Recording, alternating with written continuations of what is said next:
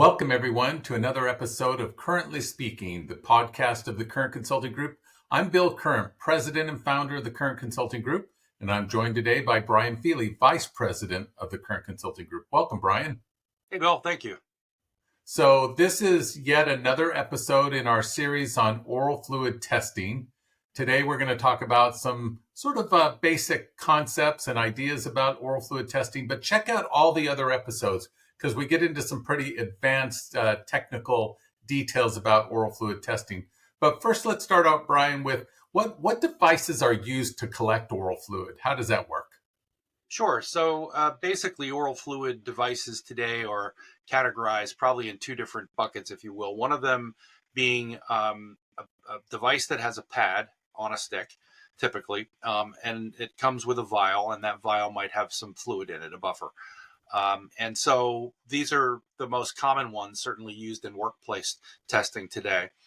They've evolved over time, and I'll show a video, or I'll show a picture here in a second of what some of these look like.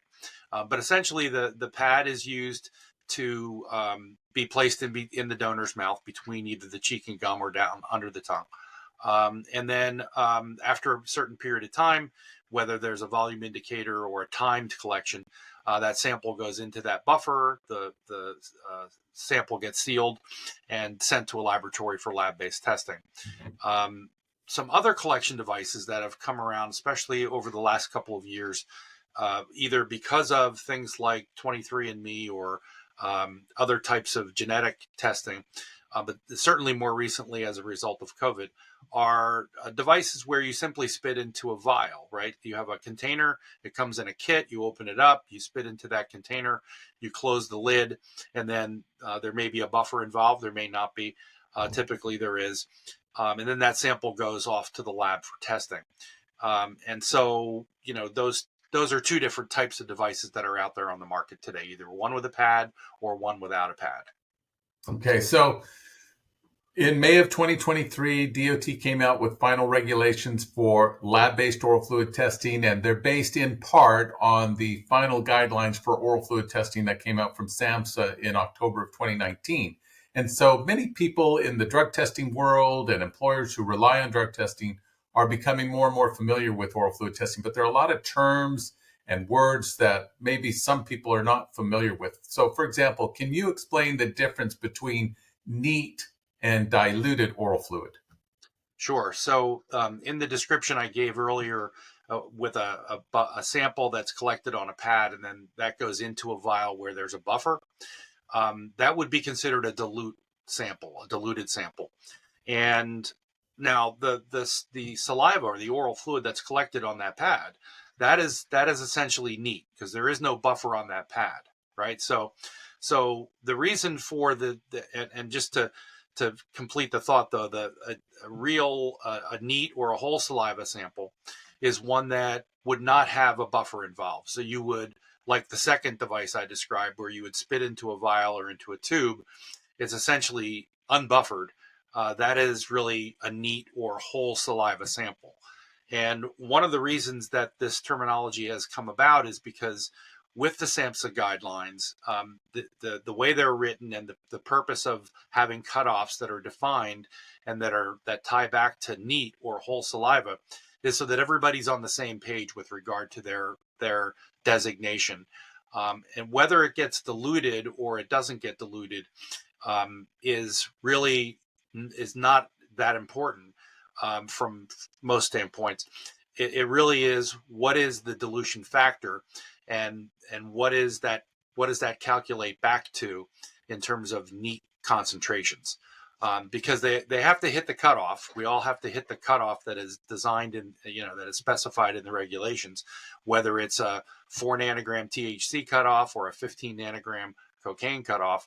You still have to hit those, whether you collected a neat sample or a diluted sample.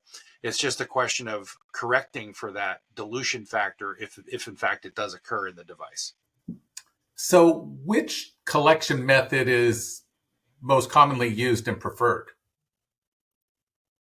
So if you look back historically, the development of collection devices for workplace drug testing really began with something made by OraSure Technologies. It's called the Intercept device, right? And that is a pad-based technology where the donor collects the sample on the pad, as I described, and it goes into a vial that is buffered, and it gets sealed and sent to the laboratory for testing. And so there's other devices that I'll show in a second that are similar in nature. When we did some research years ago with HR professionals and people in the industry and asked about the preference toward a pad-based technology and one where you might spit into a vial, let's say, for example, the preference was pretty heavily swayed toward the use of a pad. Because it's just a little more, there's just a little more finesse and a little bit easier to deal with in a workplace setting. The donor is sticking the device between their cheek and gum. It's just sitting there. The donor is doing that whole process. And that person that's observing it, it's just not quite as much of a yuck factor as, visually watching someone spit or salivate into an open tube. Now, here we are many years later. I'm referring to research that was done 20 plus years ago. And now when you look at things like the 23andMe device and you look at the COVID tests that are on the market, things like spitting into a tube have become a little more common. That doesn't necessarily mean that the everyday HR professional or collector or occupational health center that's going to do and observe oral fluid collections is okay with that on an everyday basis. There's a difference between something you do for COVID one-off versus a test that you do for drugs every day. You have applicants coming in, every hour for drug testing. So that kind of still, in my mind, suggests that there's a preference toward the pad-based technologies. Can you give us some examples of some collection devices that are commercially available today? Sure, I'd be happy to. Let me just share my screen. Yeah, so if you look here, Bill, you'll see a series of tests or devices across the top. There's 4 of them that are basically laboratory-based tests. So you have the Intercept oral fluid drug test on the far left, which is a pad with a buffer, as I was describing earlier. That's been on the market for over 20 years. Probably the first test that actually came out into the workplace market with 9 FDA cleared tests. Then you have OraSure's Intercept i2 HE device, which is really the next generation device. That one has the volume indicator, whereas Intercept is a 5-minute fixed collection. The i2 HE has a volume indicator with a little blue dye that shows up when the collection is complete, which is usually a couple of minutes. Then you have the QuantaCell device, which also has a volume indicator and a buffer type system, and that's been on the market for quite a long time. And then OralEase is a rather newer device that Quest came out with some years ago, but it's being pretty much phased out. And I think what you see mostly on the market right now is QuantaCell, i2HE, or the original Intercept device.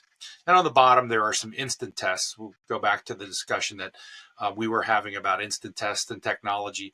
Not that it's necessarily part of this particular podcast, but those are 4 different instant oral fluid drug tests.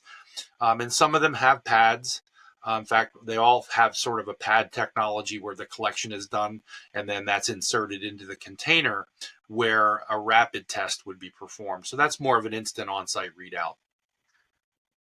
So one question that we get asked a lot here at the Current Consulting Group is which drugs can be detected in oral fluid? There's obviously the mandated drug panel from DOT, and there are state laws that require employers to test for certain drugs under certain circumstances. But because oral fluid's new to a lot of people, they're asking regularly, which drugs can be detected in oral fluid. So which drugs can be detected in oral fluid?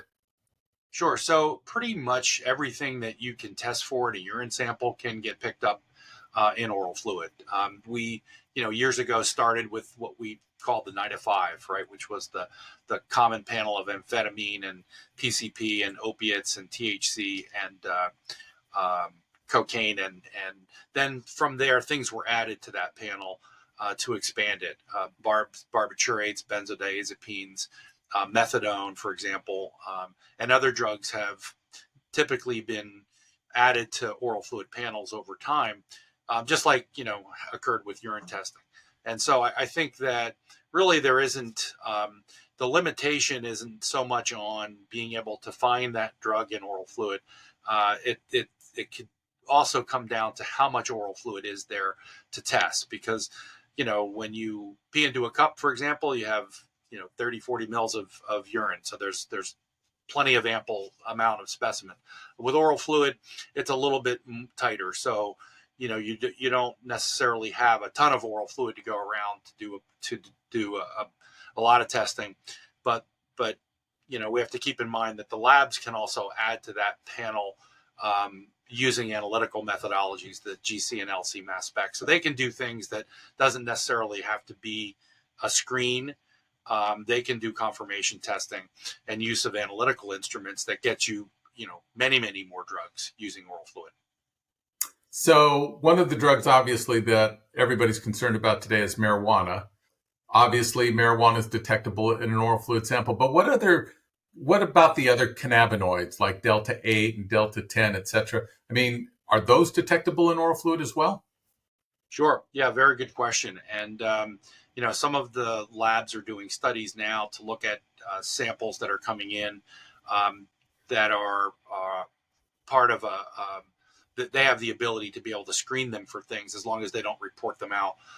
And one laboratory has done a fair amount of work in that regard, and they've seen a pretty steady increase in the amount of samples that are positive for Delta 8. Interestingly enough, Delta 8 is THC is illegal in most states. It's a legal form. It's something that people actually synthesize, and it gives the high of THC.